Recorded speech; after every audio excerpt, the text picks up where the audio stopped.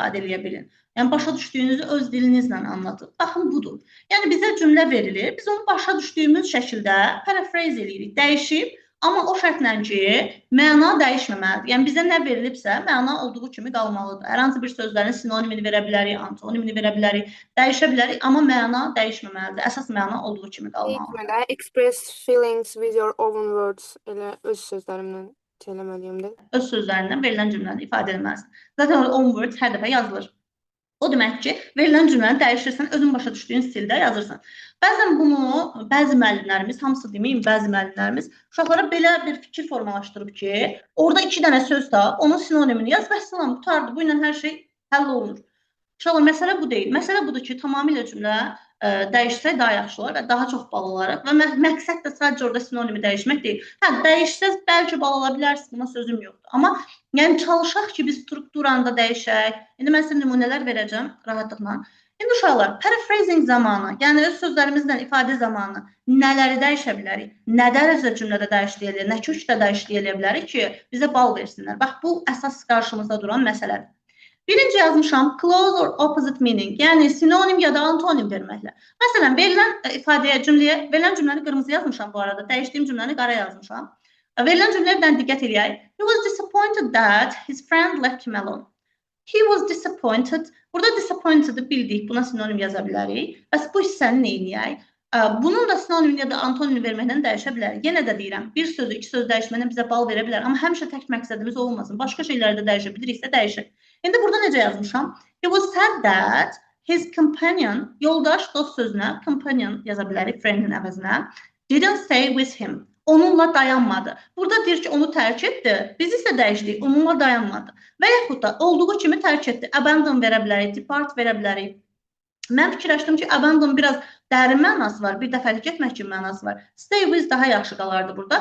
Təbii ki, biz stay with-i verirsə, inkar verməliyik. Əgər bir şeyin antonimini verirsinizsə, inkarla verməlisiniz. Sinonimini verirsinizsə, o nədirsə, inkar deməyim, əksini verməlisiniz. Sinonim verirsinizsə, o təsdiqdə, inkardasa, inkarda. Buna da diqqət edək, səhv olmasa. Keçdik ikinci quruluşa. Məsələn, belə bir cümlə verilib bizə. 13,000 people live in Bangor.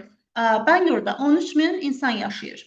Bunu biz necə dəyişə bilərik? Hə, uşaq fikirləşir ki, mən burada livin yerinə nə yazım görəsən? Bu demək ki, Bangorda 13,000 insan var. Vəssalam, bu qədər sadə. Zeri-zera cümlələr necə qurulurdu? Birinci zeri-zeranı verirdik, sonra nə varsa onu verirdik, harda var onu verirdik. Zeri-zeranı yazmışam. Sonra nə var? 13,000 people. Harda var? In Bangorda.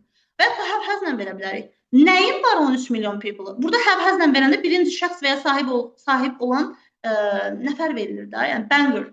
Sonra gəlir var, have ya da has, tək olduğu üçün has götürmüşük. Nəyi var? A population of 13,000. Burada 13,000 people verə bilərdik, problem yoxdur. Sadəcə dedim qoy müəyyən qədər dəyişiklik də olsun. Və üçüncü necə dəyişmişəm? To be ilə dəyişmişəm. Bangor's population is 13,000. Bangor'un əhalisi 13,000'dir. Məna dəyişdim uşaqlar. 13,000 insan var Bangor'da. Eyni şeydir. Bangor'un 13,000 əhalisi var. Bangor'un əhalisi 13,000'dir. Eyni şeydir. Sadəcə sən bu cür zeri-zera ilə deyərsən, mən həzlə deyərəm, o biri to be ilə deyər. Məna eyni qaldıqdan sonra buna bal verəcək yəni. Bilirsiniz ki, baxın, quruluşu dəyişmişəm. Tamamilə zeri-zera başqa strukturdur. Mübtəda xəbər strukturu başqadır, have-has başqadır, to be başqadır. Tamamilə strukturu dəyişmişəm. Ümid edirəm ki, sıxmıram sizi və maraqlıdır. Növbəti quruluşa keçirik, make quruluşuna. Bilirsiniz ki, mürəkkəb tamamlıq quruluşudur, make. Və necə olur? Make-dən sonra gəlir obyekt tamamlığın əvəzlik, yaxud da hər hansı bir mübtəda, ondan sonra tuzsuz məstər. Bu bir quruluşdur və biz hər hansı bir başqa quruluşun olan cümləni buna çevirsək, bu bizim bal almamızı ki, IELTS-da belədir, nə qədər çox dəyişsəm, IELTS-da da var paraphrasing, bilirsiniz, yəqin ki, hazırlaşan var mı, yoxmu bilmirəm. Yəni, sənin bal alma ehtimalını yüksəldir. Qarşı tərəfə bu mesajı ötürür ki, adam bilir yəni strukturanı, necə dəyişmək lazımdır, nə etmək lazımdır. Baxaq. The soldiers were told to dig the ground by their commander. Əli xahiş edirəm, ekranı toxunmada, diqqətimi yayındırsın. Olar mı? The soldiers were told to dig the ground by their commander. Deyir ki, əskərlərə deyildi komandirləri tərəfindən ki, yeri qazsınlar. İndi bu cümləni biz keçirik make-də. Cümləsində məchul növdədir və mən bunu make-lə vermişəm. Komandirlər əskərləri vadar etdilər ki, yeri qazsınlar. Burada vadar etdiklərinə icbar növdədir. Onlara deyildi qazsınlar, onlara belə deyim də, yer qazdırıldı onlara, belə deyə bilərik. Bunu keçirik make-li, belə deyim, icbar növə.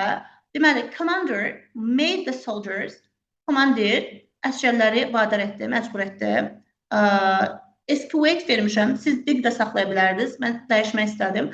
The ground yerinə də land vermişəm, tamamən cümlə dəyişdi, amma məzmun eynidir. Onlara yer qazdırıldı, yəni. Və make-in başqa bir quruluşuna da toxunmuşam burada. Məsələn, belə bir cümlə verilib. When I do exercise, I feel strong. Mən idman edəndə güclü hiss edirəm. Bunu dəyişmişəm, necə yazmışam?